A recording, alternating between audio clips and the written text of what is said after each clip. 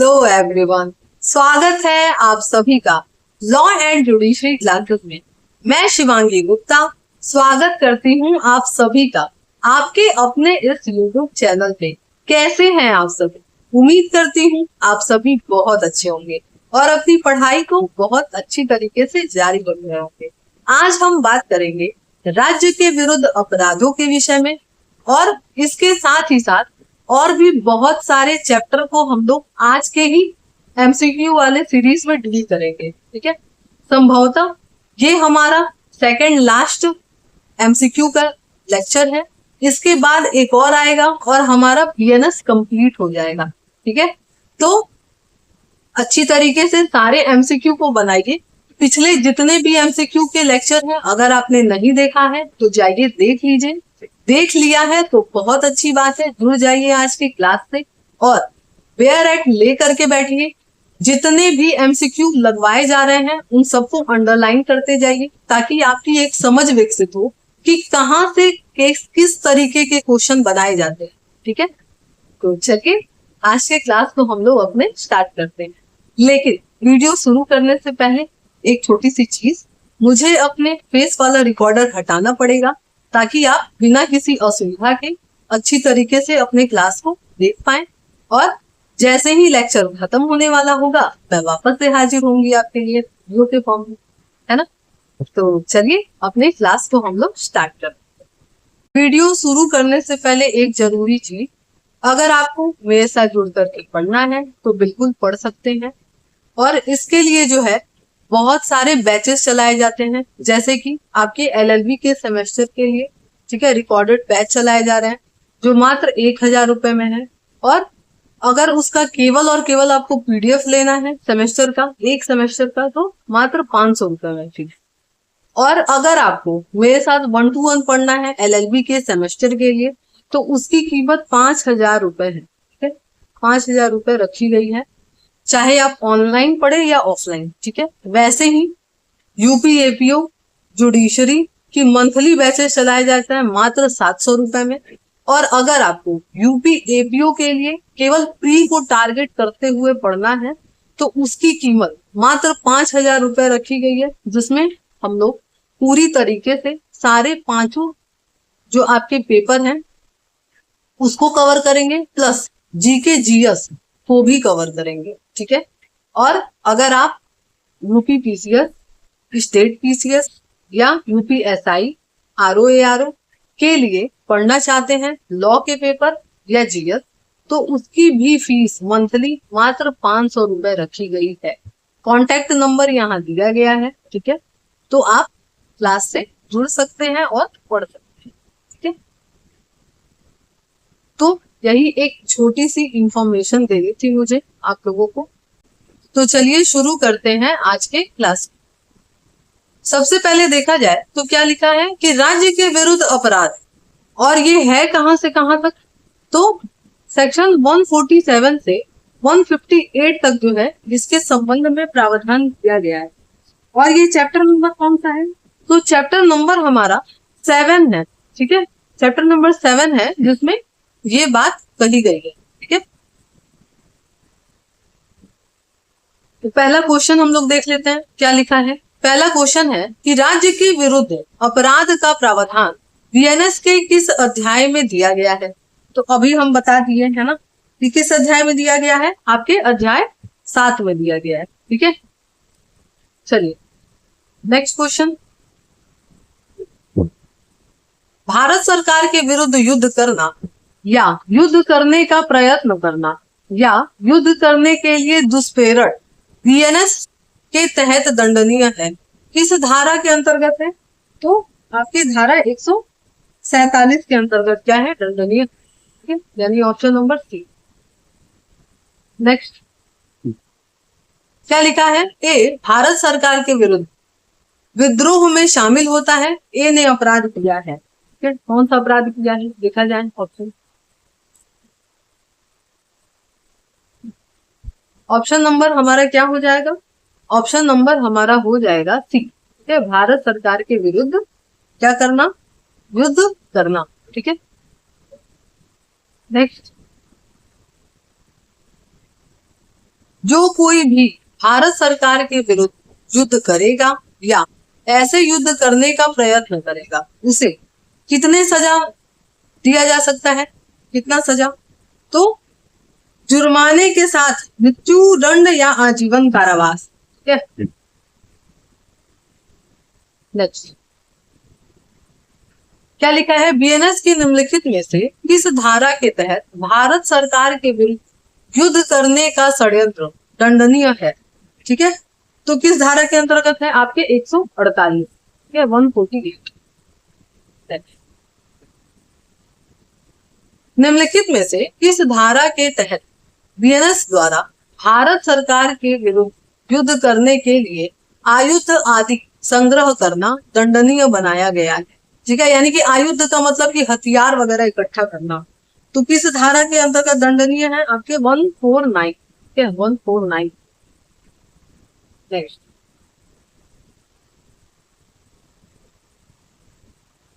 क्या लिखा है? भारत सरकार के विरुद्ध युद्ध करने के लिए आयुध आदि संग्रह करने के लिए कितना दंड दिया जाएगा? ठीक है, तो कितना दंड दिया जाएगा? आजीवन कारावास और जुर्माना या 10 वर्ष से अधिक का कारावास और जुर्माना, है ना? तो दोनों ही है, ठीक है,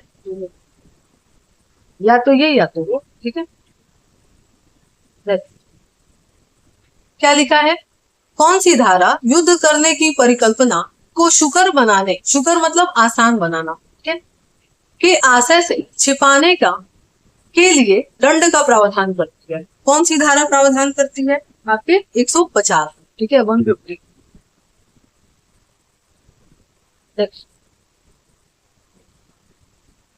बीएनएस की कौन सी धारा विधिपूर्ण शक्ति के प्रयोग को विवश करने या उसका प्रयोग अवरोध करने के आशय से राष्ट्रपति, राज्यपाल आदि पर हमला करने के लिए दंड का प्रावधान करता है?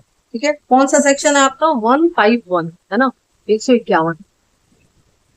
नेक्स्ट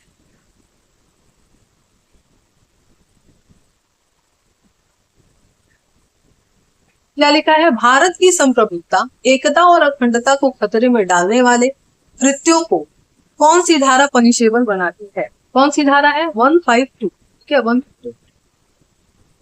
नेक्स्ट क्या लिखा है?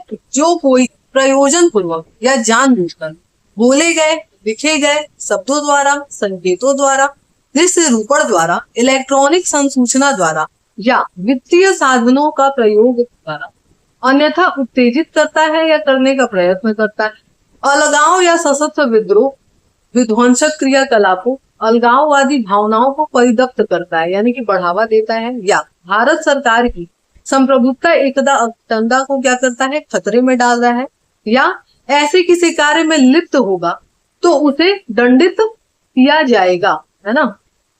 किस पनिशमेंट से दंडित किया जाएगा ये पूछ रहा है, ठीक है? तो आजीवन कारावास या कारावास जिसमें 7 वर्ष तक विस्तारित हो सकता है और जुर्माना, ठीक है, ऑप्शन नंबर ए। नेक्स्ट क्या लिखा है? निम्नलिखित में से कौन सा भारत की संप्रभुता, एकता और अखंडता को खतरे में डालने वाले कृत्य को दंडनीय नहीं है? ठीक है, कौन सी चीज जो है वो दंडनीय नहीं है? तो क्या लिखा है? विधिपूर्ण साधनों से उनमें परिवर्तन कराने की दृष्टि से सरकार के उपायों, प्रशासनिक या अन्य क्रियाकलापों प्रति अनुमोदन प्रकट करने वाली टिकट, ठीक है, तो यही सही है। क्या लिखा है? विधिपूर्ण साधन, है ना, ध्यान रखिए शब्द। तो ऑप्शन नंबर ए हमारा क्या हो जाएगा? सही हो जाएगा, ठीक है, यानी लॉफुल तरीके से अगर आप कोई काम कराते हैं तो वो इसके अंदर काउंट नहीं होगा, ठीक है। नेक्स्ट क्वेश्चन, बीएनएस की निम्नलिखित में से किस धारा के तहत भारत के साथ शांति स्थापित करने वाले किसी भी संप्रभु राज्य की सरकार के विरुद्ध युद्ध करना दंडनीय है? तो किस धारा के अंतर्गत दंडनीय है? आपके 156, ठीक है, 156 के अकॉर्डिंग। नेक्स्ट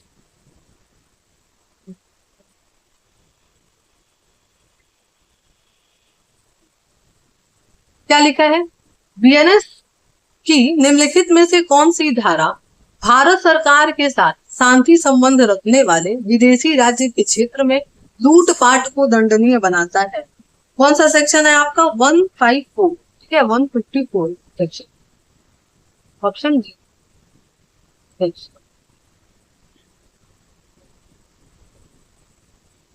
क्या लिखा है? बीएनएस की निम्नलिखित में से किस धारा के तहत लोक सेवक द्वारा स्वेच्छा से राज्य या युद्ध कैदी को निकल भागने देने के लिए दंड का प्रावधान है? कौन सी सेक्शन है आपका? 156 जो है इसके बारे में प्रावधान रखता है, ठीक है। तो यहाँ पे हमारा ये चैप्टर कंप्लीट होता है, ठीक है। और नेक्स्ट चैप्टर हम लोग क्या देखेंगे आपका? तो चैप्टर नंबर हम लोग 8 देखेंगे, जो क्या बात करता है? सेना, वायुसेना से और नौसेना से संबंधित अपराध के बारे में। सेक्शन कहां से कहां तक है? तो 159 से 168 जो है उसके बारे में प्रावधान करता है, ठीक है। पहला क्वेश्चन क्या है? बीएनएस का कौन सा अध्याय सेना, नौसेना और वायुसेना से संबंधित अपराधों के बारे में प्रावधान करता है, ठीक है। तो कौन सा चैप्टर है हमारा? तो चैप्टर नंबर 8 है, ठीक है, chapter number 8। Next question, BNS की निम्नलिखित में से किस धारा के तहत विद्रोह, दुष्प्रेरण या किसी सैनिक, नौसैनिक या वायु सैनिक को उसके कर्तव्य से विचलित करने का प्रयत्न दंडनीय बनाता है? कौन सा सेक्शन है आपका? 159 है ना, 159। नेक्स्ट देखिए, ये एक एक सेक्शन इंपॉर्टेंट है, ठीक है। अगर आप इतना कर ले जाएंगे जितना मैं एमसीक्यू लगवा रही हूँ, अगर अपने बेयर एक्ट में अंडरलाइन कर ले जाएंगे तो आपका 70% काम आसान हो जाएगा पढ़ने में। बाकी आपको पढ़ना ही पड़ेगा बेयर एक्ट, है ना। ऐसा नहीं है कि केवल इतने से ही आपका काम चल जाएगा, लेकिन 70% तो काम चल ही जाएगा। और अगर आपको पढ़ना है मेरे साथ तो बिल्कुल जुड़ करके पढ़ सकते हैं और अपनी तैयारी को और बेहतर बना सकते हैं, ठीक है। चलिए क्वेश्चन नंबर 3 पे चलते हैं हम लोग। क्या लिखा है? बीएनएस की कौन सी धारा सैनिक, नौसैनिक या वायु सैनिक के अधित्यजन के दुष्प्रेरण का प्रावधान करती है? अधित्यजन का मतलब होता है त्यागना, ठीक है। तो कौन सा सेक्शन है आपका? 163 है, ठीक है। 163 जो है वो इसके बारे में प्रावधान करती है, ठीक है। चलिए नेक्स्ट, बीएनएस की कौन सी धारा अधित्याजक को संशय देने पर दंड का प्रावधान करता है? तो कौन सी धारा है आपकी? 164, ठीक है, 164। नेक्स्ट, बीएनएस की कौन सी धारा सैनिक, नौसैनिक और वायु सैनिक द्वारा अनधीनता के कार्य के लिए दुष्प्रेरण हेतु दंड का प्रावधान करती है? कौन सी धारा? 166, ठीक है, 166।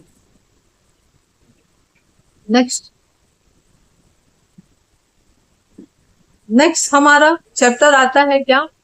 निर्वाचन से संबंधित, ठीक है, निर्वाचन से संबंधित अपराधों के विषय। अब ये कहां से कहां तक है आपका? तो 169 से आपका 177। और चैप्टर कौन सा है आपका? चैप्टर नंबर 9 है, चैप्टर नंबर 9, ठीक है। क्या लिखा है पहला क्वेश्चन कि बीएनएस की कौन सी अध्याय निर्वाचन से संबंधित अपराधों के बारे में बताता है? तो अभी हमने बता दिया, क्या बता दिया कि आपका चैप्टर नंबर जो है 9 इसके बारे में बात करता है, चैप्टर नंबर 9। चलिए नेक्स्ट,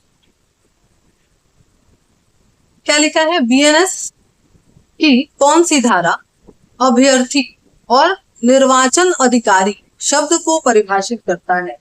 कौन परिभाषित करता है? 169, ये 169 परिभाषित करता है। नेक्स्ट, क्या लिखा है? बीएनएस की कौन सी धारा रिश्वत को अपराध में परिभाषित करती है ना, रिश्वत की परिभाषा।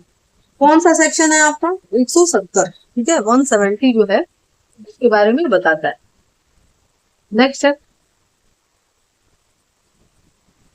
लिखा है निम्नलिखित में से कौन सा कार्य रिश्वत के अंतर्गत आता है? ठीक है, पहला लिखा हुआ है किसी व्यक्ति को इस उद्देश्य से परितोषण देता है कि वह उस व्यक्ति को या किसी अन्य व्यक्ति को निर्वाचन अधिकार का प्रयोग करने के लिए उत्प्रेरित करे, या किसी व्यक्ति को इसलिए इनाम दे कि उसने ऐसे अधिकार का प्रयोग किया है।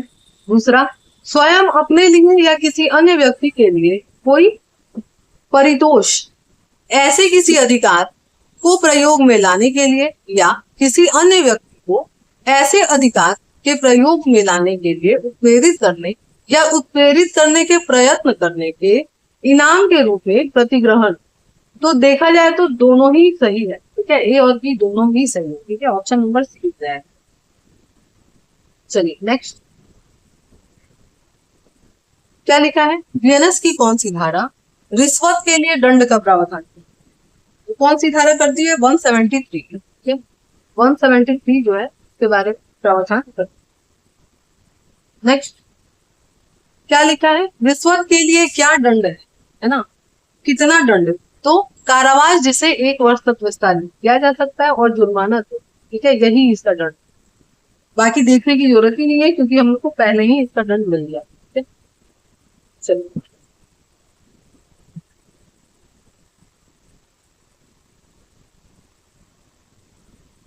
नेक्स्ट, रिश्वत के लिए क्या सजा दी जाती, तो क्या लिखा है, पहला कि कारावास जिसे 1 वर्ष तक विस्तारित किया जा सकता है और जुर्माना, फिर लिखा है कारावास जिसे 2 वर्ष तक विस्तारित किया जा सकता है, जुर्माना या दोनों, फिर कह रहा है कि कारावास जिसे 6 मार्च तक विस्तारित किया जा सकता है या जुर्माना या दोनों, और उपयुक्त सभी। तो यहाँ पे क्या है भाई, उपयुक्त सभी, ठीक है, अलग अलग के हिसाब से अलग अलग दंड है, ठीक है। चलिए नेक्स्ट है, वीएनएस की कौन सी धारा निर्वाचनों में असम्यक असर डालने से संबंधित, कौन सा सेक्शन है आपका, तो आपका 171, यानी कि 171। नेक्स्ट, वीएनएस की कौन सी धारा निर्वाचनों के प्रतिरूपण से संबंधित है, तो कौन सी है, 172, 172 इसके बारे में बात करता है। नेक्स्ट, निर्वाचन के सिलसिले में मिथ्या कथन का उल्लेख वीएनएस की किस धारा के अंतर्गत किया गया है, किस धारा के अंतर्गत किया गया है, आप 175 के अंतर्गत, ठीक है, 175। नेक्स्ट, हमारा क्या चैप्टर आ गया, सिक्कों, करेंसी नोटों, बैंक नोटों व सरकारी स्टाम्प के संबंध, ठीक है, तो ये हमारा चैप्टर नंबर 10 है, ठीक है, चैप्टर नंबर 10 है, और सेक्शन कहां से कहां तक है, तो 178 से 188 तक जो है इसके बारे में प्रावधान किया गया, ठीक। और पहला क्वेश्चन भी यही है हमारा कि वो क्या पूछ रहा है कि वीएनएस की कौन सी अध्याय सिक्कों, करेंसी नोटों, बैंक नोटों और सरकारी स्टाम्पों के संबंध में बात करता है, कौन करता है, अभी हम लोग देखते हैं चैप्टर 10, ठीक। नेक्स्ट,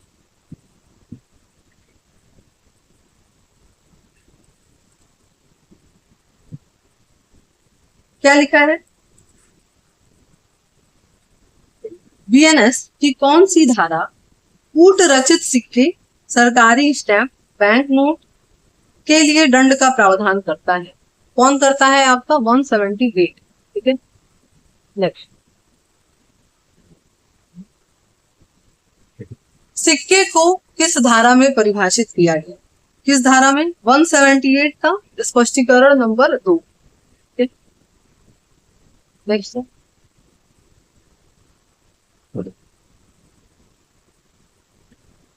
क्या लिखा है, कूट रचित सिक्का, सरकारी stamp, currency note, bank note को वीएनएस के तहत दंडित किया गया है, ठीक है, तो कितने से, तो आजीवन कारावास जिसे 10 वर्ष तक विस्तारित किया जा सकता है और जुर्माना, ठीक है। चलिए नेक्स्ट, क्या लिखा है, वीएनएस की कौन सी धारा कूट रचित या कूट सिक्का आदि रखने पर दंड का प्रावधान करता है, कौन सी धारा प्रावधान करता है, धारा 180, 180। नेक्स्ट, लोक प्रशांति के विरुद्ध अपराध के संबंध में, ठीक है। और ये चैप्टर कौन सा आपका? चैप्टर नंबर 11 है, ठीक है, चैप्टर नंबर 11। सेक्शन कहाँ से कहाँ तक है? 189 से 197, ठीक है, इसके बारे में प्रावधान करता है। तो पहला क्वेश्चन क्या है इसका? कह रहा है कि बीएनएस के अंतर्गत विधि विरुद्ध जमाओं को परिभाषित किया गया। कहाँ परिभाषित किया गया पूछ रहा है, तो आपका 189, क्या 189 में विधि विरुद्ध जमाओं को परिभाषित किया गया, ठीक है। नेक्स्ट क्वेश्चन क्या लिखा है? किसी विधि विरुद्ध जमाओं के लिए न्यूनतम आवश्यक संख्या क्या है? क्या है? 5, है ना। 5 व्यक्ति है ना, मिलकर के क्या करते हैं? विधि विरुद्ध जमाओं का निर्माण करते हैं। नेक्स्ट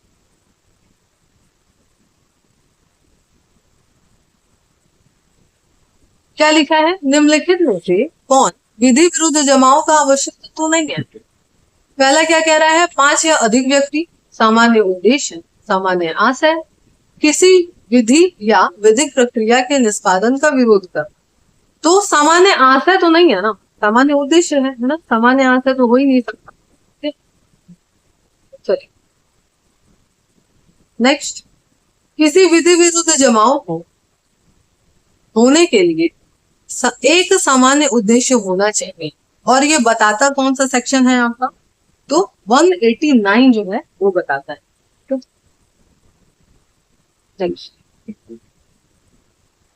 क्या लिखा है? जानबूझकर विधि विरुद्ध जमाओं में शामिल होना या उन तथ्यों से परिचित होते हुए विधि विरुद्ध जमाओं के सदस्य बने रहना दंडनीय बनाया गया है। इस धारा में 189 क्लॉज 2 में। नेक्स्ट क्या लिखा है? जानबूझकर 5 या अधिक व्यक्ति किसी जमाओं में शामिल होना या बने रहना जिसे लोक शांति भंग होने की संभावना है, ऐसे जमाओं को बिखर जाने के विधिक समादेश दिए जाने के बाद उसमें सम्मिलित होना या बने रहना दंडनीय है। किस धारा के अंतर्गत? 189 क्लॉज 5, ठीक है, 189 क्लॉज 5। नेक्स्ट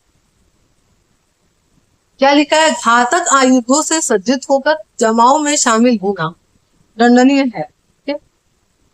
किस धारा में? आपके 189 क्लॉज 4, ठीक है, 189 क्लॉज। नेक्स्ट क्या लिखा है? कौन सी धारा किसी व्यक्ति को यह जानते हुए आश्रय देने के लिए दंड का प्रावधान करता है कि ऐसे व्यक्ति ने विधि विरुद्ध जमाओं के सदस्य में शामिल हुआ, ठीक है। कौन सी धारा है आपकी? तो 189 क्लॉज 7, ठीक है। नेक्स्ट कौन सी धारा यह प्रावधान करती है कि विधि विरुद्ध जमाओं का प्रत्येक सदस्य सामान्य उद्देश्य के अग्रसरण में किए गए अपराध का दोषी होगा? तो कौन बताता है? 190, ठीक है, 190। नेक्स्ट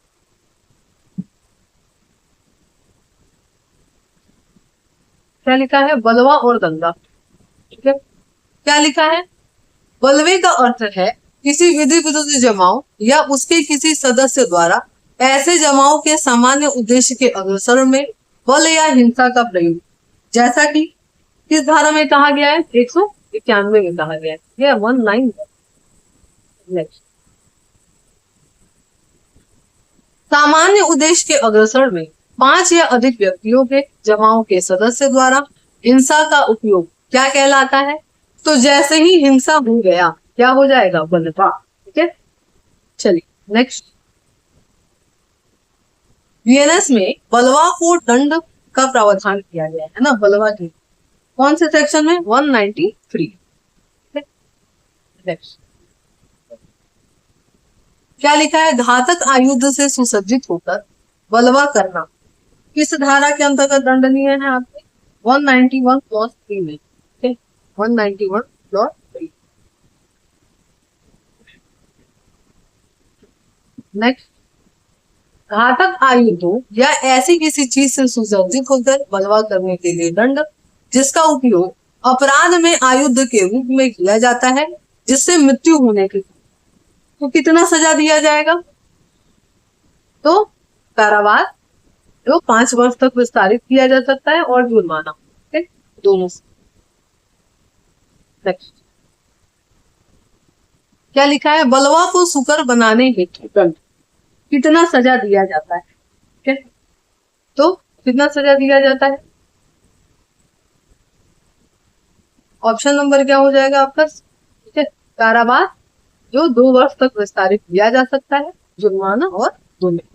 ठीक है, बेरक ले करके बैठिए और उसमें अंडरलाइन करते जाइए, ठीक है, जो भी काम के सेक्शन है वो। नेक्स्ट क्या कह रहा है, वीएनएस की निम्नलिखित में से कौन सी धारा वांटनली, है ना, यानी कि स्वैरिता शब्द का उपयोग किया गया है, कहाँ किया गया है आपके, तो आपके सेक्शन 192 में किया गया है, ठीक है, 192। नेक्स्ट क्या लिखा है, किस धारा के तहत दंगे को परिभाषित किया गया है ना, दंगा किसमें परिभाषित किया गया है, 194 में, ठीक है, 194। क्या कह रहा है, किस अपराध के लिए न्यूनतम 5 व्यक्ति के होना जरूरी नहीं है, किसमें नहीं है, दंगा में, है ना, दंगा में नहीं चाहिए। जब 2 या 2 से अधिक व्यक्ति लोक स्थान पे लड़कर लोक शांति भंग करते हैं तो क्या कहलाता है, दंगा। क्या कह रहा है, दंगा का अपराध गठित करने के लिए क्या आवश्यक है, तो क्या आवश्यक है भाई, लोक स्थान पे लड़ना, है ना। क्या कह रहा है, निम्नलिखित में से कौन सी अपराध किसी प्राइवेट स्थान पे नहीं हो सकता, कौन नहीं हो सकता, दंगा नहीं हो सकता क्योंकि लोक स्थान पे होता है, अभी हम लोग देखेंगे, है ना। चलिए नेक्स्ट है,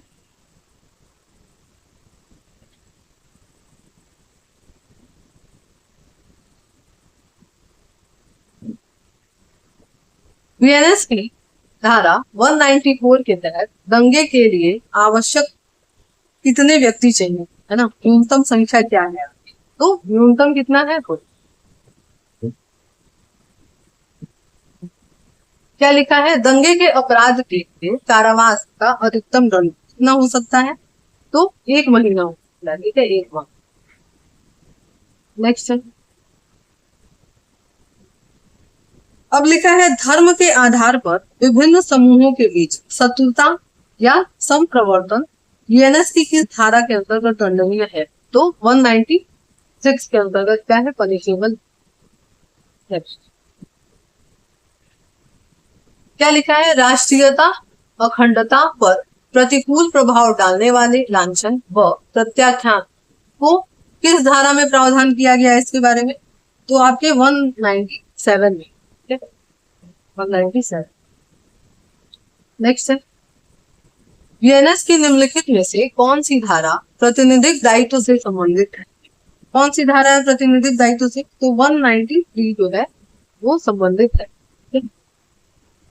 नेक्स्ट हमारा नया चैप्टर आ रहा है, कौन सा चैप्टर है आपका, लोक सेवक द्वारा या उनसे संबंधित अपराधों के विषय में, ठीक है, ये कहां से कहां तक है आपका, 198 से 205।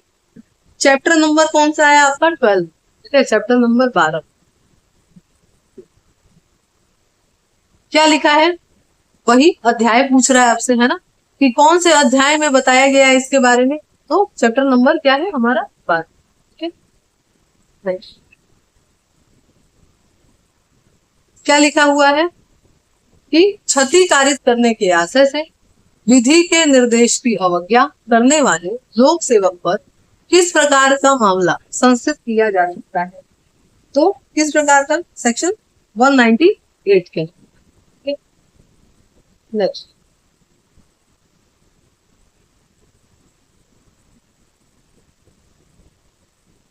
क्या लिखा है, वीएनएस की किस धारा के तहत लोक या प्राइवेट अस्पतालों द्वारा पीड़िता का इलाज न करना दंडनीय है, ठीक है, कौन सा धारा है आपका, धारा 200, ठीक है। क्या लिखा है, अपना अस्पताल चलाने वाला एक प्राइवेट डॉक्टर ए एसिड हमले की शिकार, बी को उपचार करने से इनकार कर देता है, किस धारा के अंतर्गत दंडनीय होगा वो? तो आपकी धारा 200 के अंतर्गत। ठीक है, मैंडेटरी है, करना है ना, सबसे पहले इलाज करना है, और जो नहीं करेगा उसको पनिशेबल ऑफेंस। ठीक है, नेक्स्ट क्या कह रहा है, बीएनएस की धारा 200 के तहत पीड़िता का इलाज न करने पर कितना दंड दिया जाता है? तो कारावास, जिसे 1 वर्ष तक विस्तारित किया जा सकता है, और जुर्माना, या दोनों से। ठीक है, नेक्स्ट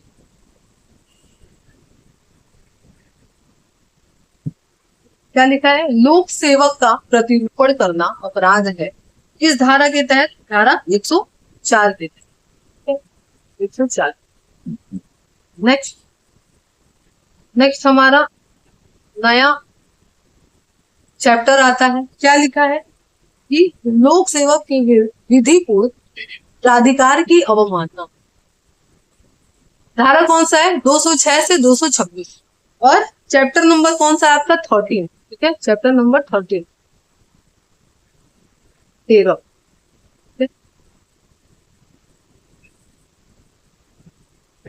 यहाँ पे आपका एक बढ़ा दीजिएगा, यहाँ मिस प्रिंट है। ठीक है, तो ऑप्शन नंबर क्या हो जाएगा हमारा? बी, क्योंकि यही पूछ रहा है, चैप्टर ही पूछ रहा है ना, क्या अध्याय पूछ रहा है। नेक्स्ट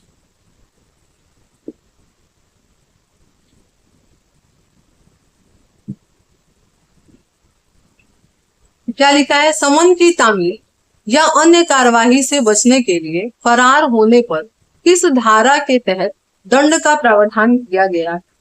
तो किस धारा के तहत? धारा 206। ठीक है, नेक्स्ट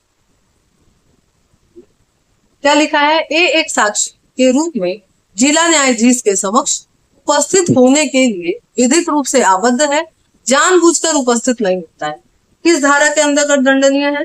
208 के अंदर। ठीक है, नेक्स्ट ऐसे मामले में गैर हाजिरी के लिए जुर्माना, जहां बीएनएस की धारा, सॉरी माफ कीजिएगा, बीएनएसएस की धारा 84 के तहत किसी व्यक्ति की उद्घोषणा की गई है का प्रावधान किया गया है, मतलब उद्घोषणा जारी किया गया और वो नहीं आता है ना, तो आपके 209 के अंतर्गत क्या होगा? पनिशेबल ऑफेंस है। नेक्स्ट जिला न्यायालय के समक्ष ए एक दस्तावेज प्रस्तुत करने से विधिक रूप से बाध्य है और जानबूझ करके प्रस्तुत नहीं करता है।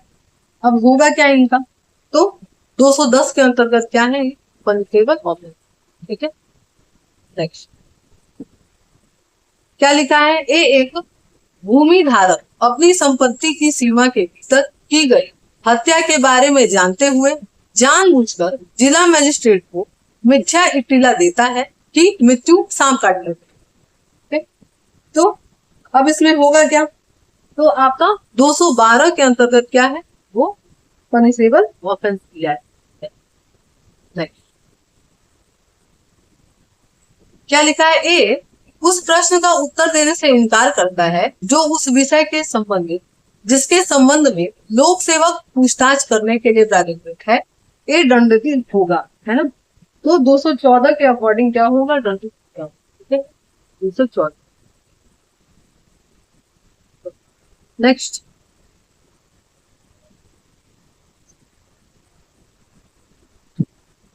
क्या लिखा है, लोक सेवक को किसी अन्य व्यक्ति को क्षति पहुंचाने के लिए अपनी विधिपूर्ण शक्ति का प्रयोग करने के आशय से मिथ्या इत्तिला देने को दंडनीय बनाया गया है। कौन से धारा में? 217। बीएनएस की कौन सी धारा लोक सेवक को लोक कृत्य के निर्वहन में बाधा डालने पर दंड का प्रावधान करता है? कौन सी धारा करता है? 221। नेक्स्ट बीएनएस की कौन सी धारा लोक सेवक द्वारा सम्यक रूप से प्रख्यापित आदेश की अवज्ञा में दंड का प्रावधान करता है? कौन सा? 223। 223। नेक्स्ट बीएनएस की कौन सी धारा लोक सेवक को क्षति पहुंचाने की धमकी देने से दंड का प्रावधान करता है? कौन सी धारा है आपकी? 225। 225। नेक्स्ट हमारा नया चैप्टर आता है क्या? मिथ्या साक्ष्य और लोक न्याय के विरुद्ध अपराध। ठीक है, सेक्शन कहां से कहां तक है आपका? 227 से 269 तक है ना, 227 से 269। और ये चैप्टर कौन सा है हमारा? तो चैप्टर नंबर 14 है। ठीक है, और यही पूछ भी रहा है ना, तो चैप्टर नंबर 14 हो जाएगा। ठीक है, नेक्स्ट क्या लिखा है? नेक्स्ट क्वेश्चन, बीएनएस की अंतर्गत मिथ्या साक्ष्य देना परिभाषित किया गया है। किस धारा में परिभाषित किया गया है? आपके 227। ठीक है, नेक्स्ट, बीएनएस के तहत मिथ्या साक्ष्य गणना परिभाषित किया गया है कहां? 228 में। ठीक है, नेक्स्ट,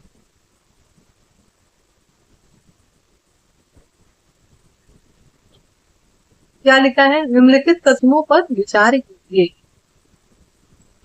पहला लिखा है, सत्य बोलने के लिए विधि द्वारा अबद्ध होने के कारण एक व्यक्ति किसी लोक सेवक के समक्ष कार्यवाही में क्या करता है? असत्य कथन कह रहा है। दूसरा, सत्य बोलने की शपथ से विधिक रूप से आबद्ध व्यक्ति न्यायालय के सामने मिथ्या कथन दे रहा है। दोनों में से मिथ्या साक्ष्य क्या? तो दोनों ही होगा, है ना, दोनों ही है। नेक्स्ट, क्या लिखा है? जो कोई शपथ द्वारा या विधि के अभिव्यक्त प्रावधान द्वारा सत्य कथन करने के लिए विधिक रूप से आबद्ध है या किसी विषय पर घोषणा करने के लिए विधिक रूप से बाध्य, कोई भी ऐसा कथन करता है जो मिथ्या है और उसके बारे में वह जानता है या विश्वास करने का उसके पास कारण है कि वो सही नहीं है, तो इस कंडीशन में वो कर क्या रहा है ना, तो मिथ्या साक्ष्य देने का अपराध कर रहा है। ठीक है, क्या लिखा है? जो कोई सत्य कथन करने के लिए विधिक रूप से शपथ द्वारा आबद्ध है, किसी विषय पर घोषणा करने के लिए विधि द्वारा आबद्ध है, मिथ्या साक्ष्य देते हुए कहा जाएगा जब वह कथन करता है जो मिथ्या है। नेक्स्ट, वह कथन करता है जिसे वह मिथ्या जानता है। नेक्स्ट है, वह कथन करता है जिसे वह सत्य नहीं मानता। उपयुक्त सभी, तो उपयुक्त सभी हो जाएगा। ठीक, नेक्स्ट,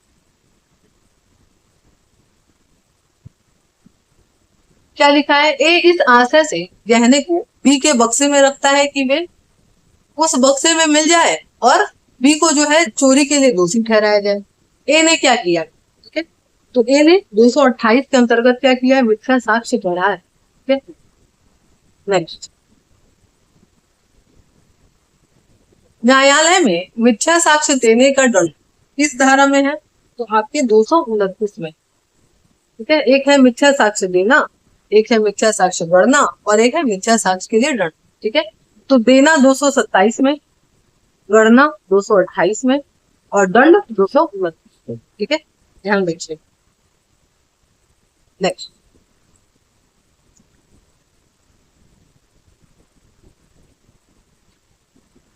क्या लिखा है? ए विचारण न्यायालय में संपोषक साक्ष्य के रूप में उपयोग करने के उद्देश्य से अपने इलेक्ट्रॉनिक अभिलेख में मिथ्या प्रविष्टि करता है। ए क्या किया है? तो मिथ्या साक्ष्य गढ़ा है ना।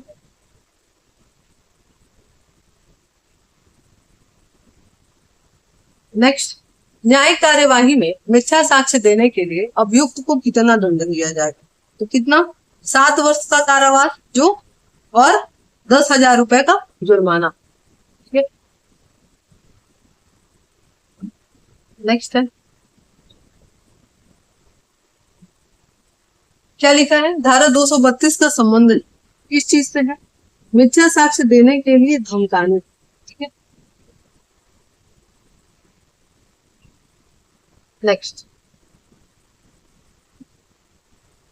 बीएनएस की धारा 232 के अनुसार किसी भी व्यक्ति को मिथ्या साक्ष्य देने के लिए धमकी देने का अपराध दंडनीय है। कहाँ है? कितना है? तो 7 वर्ष का कारावास, जुर्माना या दोनों। नेक्स्ट क्या लिखा है, जो कोई साक्ष्य को जिसका मिथ्या होना या गढ़ा होना और जानता है, सत्य या असली साक्ष्य के रूप में भ्रष्टाचार पूर्वक उपयोग में लाएगा या उपयोग करने का प्रयत्न करेगा, उसको क्या दिया जाएगा, कौन सी धारा के अंतर्गत, 233 के अंतर्गत दंडनीय बनाया गया है। नेक्स्ट, कौन सी धारा मिथ्या प्रमाण पत्र जारी करने या उस पर हस्ताक्षर करने का प्रावधान करता है, तो 234 जो है इसके बारे में प्रावधान करता है, 234। नेक्स्ट,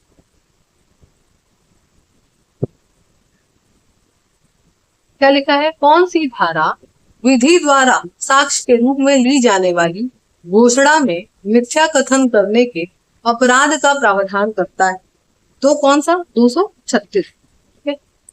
236। नेक्स्ट,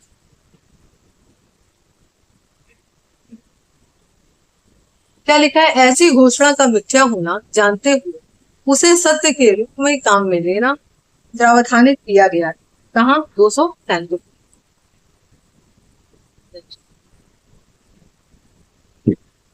यूएनएस की कौन सी धारा अपराध के साक्ष्य का विलोपन करने या अपराधी को प्रतिच्छादित करने के लिए मिथ्या इतिला देने के लिए दंड का प्रावधान, तो कौन करती है आपके प्रावधान, 238। ठीक है। नेक्स्ट,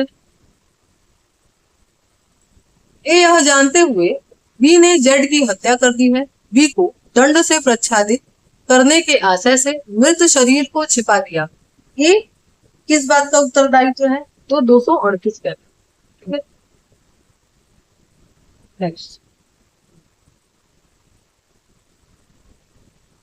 क्या लिखा है, ए जानते हुए बी ने हत्या की है, सी बी को दंड से प्रच्छादित करने के आशय से मृत शरीर को छिपाने में बी की सहायता करता है, कितना दंड दिया जाएगा, 7 वर्ष का कारावास और जुर्माना। नेक्स्ट, क्या लिखा है, इतिला देने के लिए विधिक रूप से आबद्ध के द्वारा अपराध की इतिला देने में जानबूझकर के लोप करना किस धारा के अंतर्गत दंडनीय है, आपके 239 के अंतर्गत। नेक्स्ट, क्या लिखा है, इलेक्ट्रॉनिक अभिलेख को साक्ष्य के रूप में पेश करने से निवारित करने के लिए उसे नष्ट करना किस धारा के अंतर्गत पनिशेबल है, आपके 241। 241। नेक्स्ट, यूएनएस की कौन सी धारा बेईमानी से न्यायालय में मिथ्या दावा करने का दंड का प्रावधान करता है, ठीक है, यानी कि फर्जी केस करना, तो 246। नेक्स्ट, यूएनएस की कौन सी धारा राशि के लिए जो शोध्य नहीं है कपट पूर्वक डिक्री अभिप्राप्त करने को दंडनीय बनाया गया है, कौन सी धारा, 247।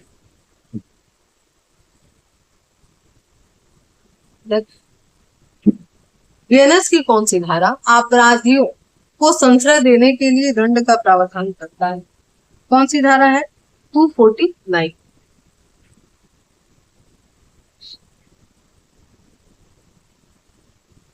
क्या लिखा है, ए बी को संशय देता है और जानता है कि उसने उसे विधिक दंड से प्रच्छादित करने मतलब छुपाने के आशय से ऐसा किया है, तो ए को कितना सजा मिलेगा, तो अधिकतम 5 वर्ष का कारावास।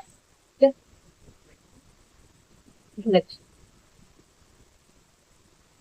क्या लिखा है, बीएनएस की कौन सी धारा अपराधियों को दंड से प्रच्छादित करने के लिए उपहार आदि लेने पर दंड का प्रावधान करता है ना, तो कौन करता है आपका, धारा 250। नेक्स्ट, यूएनएस की कौन सी धारा जमानत पत्र या बंद पत्र पर छोड़े गए व्यक्ति द्वारा न्यायालय में हाजिर न होने पर, है ना, बॉन्ड या बिल बॉन्ड लेकर के जब जमानत लिए और न्यायालय से बाहर आए और फिर न्यायालय के बुलाने पे जा नहीं रहे, किस धारा में दंडनीय है, 269। नेक्स्ट है आपका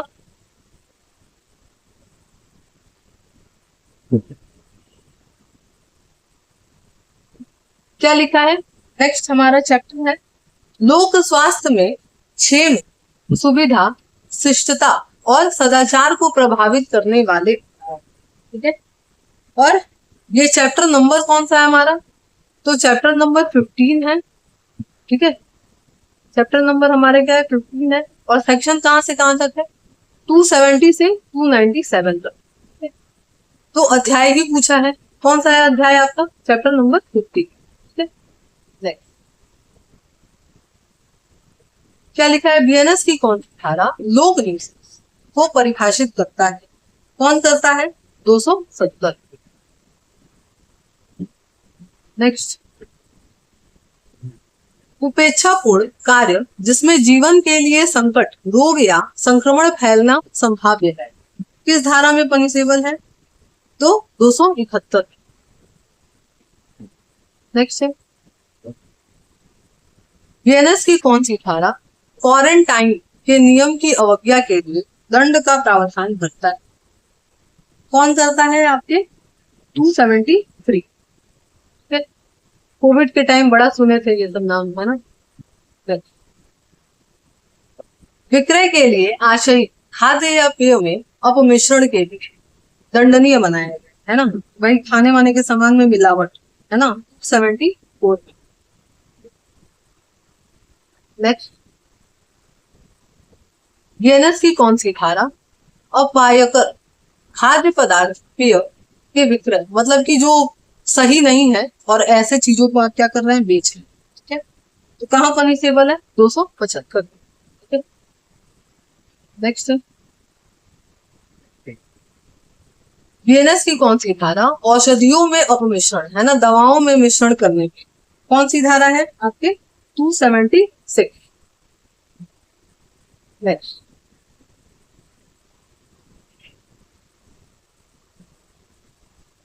क्या लिखा है? लोक जल स्रोत जलाशय को क्या करना? दूषित करना। कौन सी धारा में पनिशेबल है? 279। नेक्स्ट, क्या लिखा है? जलाशय के किनारे स्थित एक होटल आपत्ति के बावजूद भी क्या कर रहा है? दूषित जल जलाशय में छोड़ रहा है और उसको गंदा कर रहा है। ठीक है, तो अब ये किस धारा के अंदर पनिशेबल होगा? 279 के अकॉर्डिंग। ठीक है, नेक्स्ट,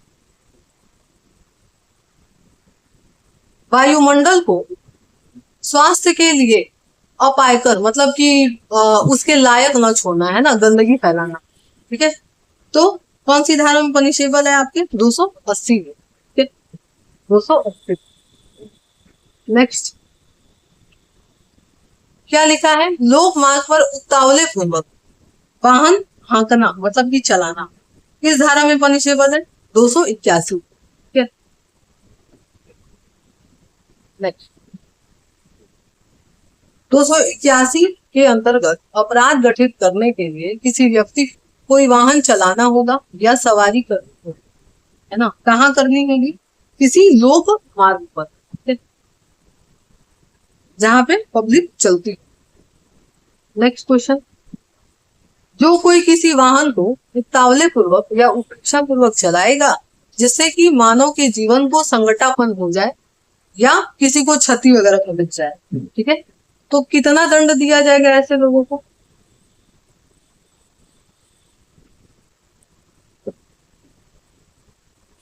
तो ऐसे लोग को जो है 6 माह तक का कारावास या 1000 रुपए का जुर्माना या दोनों से। नेक्स्ट,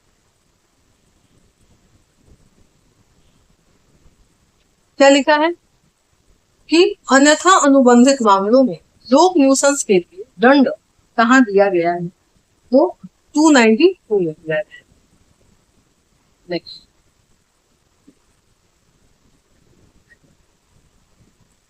क्या लिखा है? अश्लील पुस्तकों आदि के विक्रय को दंडनीय बनाया गया है। कहाँ बनाया गया है? 294। नेक्स्ट, बालक को अश्लील वस्तु का विक्रय आदि को दंडनीय बनाया गया है। कहाँ बनाया गया है? आपके 295। नेक्स्ट है ए गर्ल्स डिग्री कॉलेज के गेट पे क्या कर रहा है, अश्लील गाने गा रहा है। कर क्या रहा है, वो अश्लीलता कर रहा है। ठीक, नेक्स्ट, लॉटरी कार्यालय रखना किस धारा के अंतर्गत पनिशेबल, तो 297 के अकॉर्डिंग। नेक्स्ट है,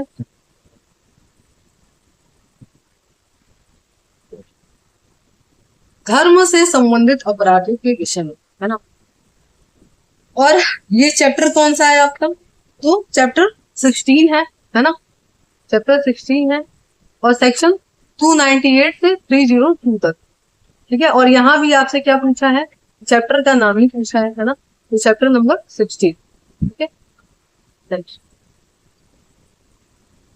वीएनएस की कौन सी धारा किसी वर्ग में धर्म का अपमान करने के आशय से उपासना के स्थान क्षति कारित करना या अपवित्र करना दंडनीय बनाया गया है, इस धारा में 298 में। ठीक है, 298। नेक्स्ट, वीएनएस की कौन सी धारा धार्मिक जमाओं में विघ्न पैदा करना दंडनीय बनाता है, तो धारा 300। ठीक है, नेक्स्ट है, कब्रिस्तान आदि में अतिचार को दंडनीय बनाया गया है, इस धारा में 301। नेक्स्ट, किसी व्यक्ति की धार्मिक भावनाओं को ठेस पहुंचाने के विमर्शित आशय से शब्द उच्चारित करना दंडनीय है, किस धारा में है, आपके 302 में। ठीक है, 302।